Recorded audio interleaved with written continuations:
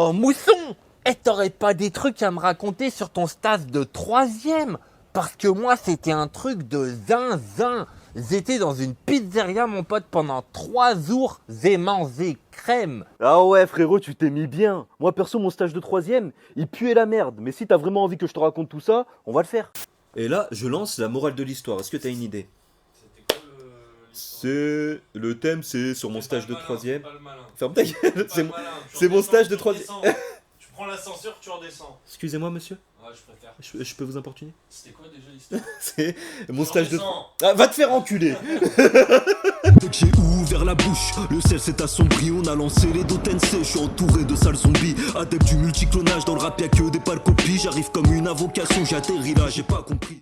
Wesh les tumonais, c'est Mousson, on se retrouve aujourd'hui pour une nouvelle vidéo anecdote. À chaque fois que je vous sors une histoire sur ma scolarité, le collège, le lycée ou je sais pas quoi, il y a toujours quelqu'un pour me demander une anecdote sur mon stage de troisième. Et bah c'est de ça qu'on va parler aujourd'hui. Si t'es content, tu me le fais savoir dans les commentaires, tu lâches ton petit like et nous on est parti. Comme d'habitude, je te resitue le contexte. Si je me trompe pas et si ça a pas changé, mon stage de troisième, perso c'était la première fois où j'étais en rapport avec le monde du travail. Et oui, en troisième t'es obligé de trouver un stage d'une semaine, c'est ce qu'ils appellent un stage d'observation. Comme son nom l'indique, c'est un stage où tu vas regarder les gens travailler. En vrai, le but c'était vraiment de te mettre en situation de salarié et de te montrer un peu ta future vie de merde. Le but c'était de trouver un stage dans un domaine qui te plaît. Mais déjà là, on voit que le système c'est de la merde. Parce qu'en troisième, personnellement, je savais pas du tout ce que j'allais faire plus tard ni ce qui me plaisait. Moi, je voulais juste trouver un stage parce que j'étais obligé, sinon je passais pas mon brevet et sinon je passais pas au lycée justement. En troisième, tu sais même pas si tu dois mettre le lait avant les céréales, qui te demande ce que tu veux faire plus tard et il y a aucun sens là-dedans. Mais en plus, c'était un stage qui puait la merde. Parce que c'était un truc où tu devais être spectateur des événements. Tu devais pas travailler en fait, t'étais là à te poser à regarder les gens faire des choses. Ça servait à rien concrètement. Et en plus derrière, tu devais présenter un rapport de stage par rapport à ce que t'as effectué. Mais étant donné que t'as rien effectué, bah tu vois que tu tournes en rond et que c'est de la merde totale. Mais le vrai objectif, c'était de développer ce qu'on appelle le savoir-être en entreprise. En gros, c'est une manière d'être, une manière d'interagir avec les autres, justement, spécifique aux entreprises qui te permet justement de bien t'intégrer en gros et d'appliquer leur mission à la lettre. Ça va être le fait d'être ponctuel, donc de venir à l'heure tous les jours, le fait de vous voyer tes chefs, parce que oui, t'es une merde à côté d'eux. Surtout, c'était de respecter les procédures de l'entreprise, et chaque entreprise a des procédures différentes. Tout ça en une semaine, c'était une grosse galère, parce qu'à quel moment en une semaine, moi je m'intègre? Déjà, dans mon dernier taf, j'ai mis 1 an avant de discuter avec des gens. C'est compliqué une semaine, les frères. Donc voilà, tu l'as compris, on t'attend pas sur des missions, mais surtout sur comment tu te comportes en entreprise. T'es là à l'heure, tu respectes les procédures, t'aides les personnes, tu fais preuve d'initiative, tu poses beaucoup de questions, parce qu'il faut toujours faire banaf d'être curieux, même si tu t'en bats les couilles de leur vie. Pour commencer, tu l'as deviné, faut bien choisir son stage. Et là, la vidéo elle a pour but de te donner des petits tips qui t'aideront justement à te diriger vers les entreprises qui recrutent le mieux, et surtout chez qui tu seras le plus tranquille. Là, t'as plusieurs profils. C'est soit t'es la personne qui est en troisième, tu sais déjà ce que tu vas faire plus tard, tu connais ton cursus scolaire jusqu'à ton bac plus 5, et là, logiquement, tu vas t'orienter vers une entreprise qui propose les missions que tu veux faire plus tard. Ce que je doute vraiment, en troisième, t'as 15 piges, tu sais même pas ce que tu vas faire après les cours. Qu'est-ce que tu vas savoir ce que tu vas faire dans 15 piges? On est d'accord? Ou soit t'es le pélo qui veut juste trouver un stage tranquille, où tu vas rien faire, personne va te casser la tête, et tu vas pouvoir présenter un rapport de stage digne de ce nom. Et moi, je vais pas te mentir, je faisais partie de la deuxième catégorie. Je cherchais l'entreprise avec le moins de missions possible, mais avec le plus de choses à dire pour mon rapport de stage. Il y a bien sûr des erreurs à ne pas commettre. Par exemple, j'avais des pélos dans ma classe qui trouvaient leur stage dans des magasins, type Carrefour Market, Auchan, ces choses-là. Faut jamais aller là-bas les frérots, parce que je doute déjà que plus tard t'as envie de terminer à l'usine, on est d'accord? Et ça, c'est des stages qui ne sont pas des stages d'observation. Là, tu vas travailler comme un chien, t'as un patron qui va t'exploiter, tu vas zoner avec un transpalette toute la journée dans le magasin et tu vas nettoyer le sol. À la fin, pour que le patron il te remercie, il te donne même pas un petit billet. Donc ça, c'est de la merde et c'est pas rentable du tout. J'ai cherché quelque chose dans le domaine administratif. Le domaine administratif, concrètement, c'était là où t'allais coller des timbres, faire des photocopies, ramener le café, y avait rien à faire, frère. T'étais là, tu t'asseyais sur un bureau et tu rouillais à côté du pélo qui travaillait. C'est tout. Par contre, la recherche de stage, c'est la merde totale. Encore une fois, je me répète, mais on était en troisième à 15 piges. Fallait que j'amène un CV. Mais frère, mon CV, il faisait 2 lignes. Bonjour, je suis allé au collège, point. J'avais rien fait d'autre, qu'est-ce que tu veux que je lui raconte? Et donc, je me suis fait refoule de partout. J'ai commencé déjà à capter que c'était la merde de marché du travail.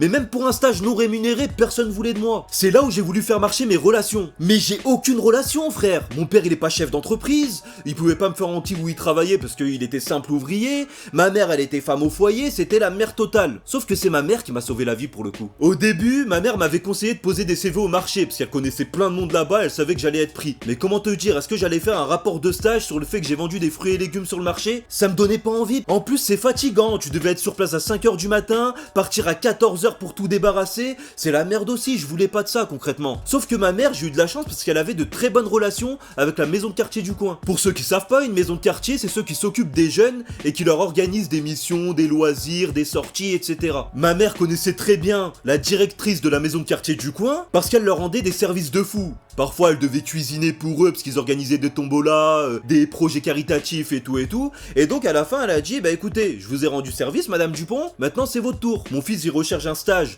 dans 2 semaines dans l'administratif. Est-ce que vous pouvez le prendre en stage d'observation? Il va pas vous casser la tête, il va s'asseoir, il va rien faire. C'est juste un stage d'observation. Derrière, vous serez sa tutrice de stage, et on reviendra au terme de tuteur par la suite. Et vous auriez juste en fait à le noter sur les missions qu'il a effectuées chez vous. Est-ce que vous êtes ok? Madame Dupont, elle a pas fait de manière, elle a dit, ok, ramène-moi ton fils, y a pas de souci. Là, j'étais sauvé, ça pétait sa mère. Mais il y avait une solution de dernier recours. Pour ceux qui vraiment ne trouvaient pas du tout de stage, ils pouvaient faire leur stage au collège. Sauf qu'ils étaient plus collégiens, ils étaient pions, concrètement. C'était cher bizarre. Et ça servait à rien encore une fois. Maintenant, je vais te parler du stage en lui-même. Je vais pas te mentir, il volait pas haut, il servait à rien, c'est exactement ce qui me correspondait. Je passais mes journées à coller des timbres sur des enveloppes. Et le reste du temps, j'allais me caler dehors avec les grands du quartier, je discutais, je rigolais avec eux. Mais bon, est-ce que je pouvais raconter ça dans un rapport de stage? T'as fait quoi pendant le stage? J'ai tenu les murs avec les grands. Non, je pouvais pas encore une fois. Fallait embellir les choses. Il y a même un jour où j'ai eu le toupet de sécher un jour de stage, frère, c'est incroyable. En gros, j'ai pas voulu sécher volontairement. Mais je commençais un jour à 14h, moi j'y allais à pied, t'as vu? Je vais à la maison de quartier et je vois tous les stores étaient baissés. Je regarde de loin et moi je suis quelqu'un cher timide et j'ai trop peur que les gens ils me regardent, ils m'observent dehors et tout. Donc moi je chape de loin et je me dis comment ça se fait, c'est fermé? Tous les stores sont fermés, c'est bizarre. Et je me dis, je vais pas aller taper comme un clochard, je vais me taper la hèche. Ça se trouve, il y a un pélo, il va ouvrir en slip, il va me dire, c'est quoi? Non, je pouvais pas. Ça fait, j'ai regardé de loin, j'ai attendu 5-10 minutes pour être sûr que c'était fermé, et je me suis dit, bah écoute, ils sont pas là, je rentre chez moi. J'ai fait demi-tour. Je rentre à la maison et je dis à ma mère, c'était fermé, j'ai pas de stage aujourd'hui. Directement, la femme, elle a appelé chez moi, elle a tout poucave. Et ma mère, elle lui a dit, mais cousine, il y a tous les stores qui étaient fermés et tout. Bah lui, il pensait que c'était fermé, il est rentré à la maison. Heureusement, ils avaient des bonnes relations. Elle a dit, mais allez, pas grave, bah demain, 8h à la maison de quartier. Tranquille. Voilà, ça résume à peu près ma semaine de vacances, de stage, pardon. Et je m'en plains pas du tout, parce qu'honnêtement, c'était exactement ce que je cherchais. Je voulais rien faire, j'ai rien fait. Mais derrière, ça s'est corsé, parce qu'encore une fois, il y a un rapport de stage à rédiger. Mais il faut que je raconte des trucs intéressants. J'ai collé des timbres, je me suis calé avec des grands. Est-ce que c'est intéressant pour vous ça? Pas du tout. Est-ce que c'est intéressant pour un prof de français? Pas du tout non plus, j'allais ramasser frère. C'est là où je vais te présenter l'importance d'avoir un bon tuteur de stage. Concrètement, un tuteur de stage, c'est le pélo qui sera ton garant pendant une semaine, qui va te filer des missions et qui devra noter ton stage à la fin. Encore une fois, moi à l'époque, t'avais 50% de la note qui était faite par le tuteur qui notait, si t'étais ponctuel, si t'as écouté ce qu'il a dit, si tu parlais bien, que tu faisais les missions comme il faut, etc. Et t'avais d'un côté le rapport de stage écrit qui a été noté par ton prof principal. Et là, t'as compris, si avec ton tuteur de stage, ça se passe super bien, y a pas de problème. Il va te mettre 20 partout. Ça veut dire que t'as déjà un 20. Ton prof principal, il peut te mettre un 0, tu t'en bats les couilles, t'as 10 sur 20, t'es bien. Sauf qu'autour de moi, y a des élèves, ils ont eu des stages, frère. J'étais choqué. Ils avaient des tuteurs de stage qui prenaient le rôle vraiment au sérieux. Ça veut dire à la fin, ils les notaient vraiment. Moi, elle a pas fait de détails, elle a mis 20 sur 20 partout. Eux, c'était... il est arrivé en retard une fois, je lui mets 5 sur 20. Ils mettaient des notes à la ZUP, ça se fait pas, on est d'accord. C'est la première fois qu'on touche le monde du travail. Et parce qu'il est arrivé une fois en retard, t'es là, tu te méniques. Tu le condamnes? Ouais, je condamne pas son avenir, cousin. Voilà pour l'importance d'un tuteur de stage. Maintenant, pour rédiger ton rapport de stage, là aussi, il y a des petites choses à revoir. Le but, déjà, c'est de prendre les vraies missions qu'on t'a confiées et de les embellir un truc de malade mental, et je vais te donner un exemple. On va dire, moi, j'ai mis des timbres sur des enveloppes. Sauf qu'on est d'accord, je mets pas le timbre, l'enveloppe, elle part pas. Si l'enveloppe, elle part pas, la demande de subvention, elle est pas faite. S'il y a pas de demande de subvention faite, la sortie à la mer, elle est pas faite non plus. Bah moi, je l'ai vendu comme si j'étais un putain de maillon de la chaîne indispensable, et si j'étais pas là, bah toute la maison de quartier se serait effondrée. C'est comme ça que je l'ai présenté.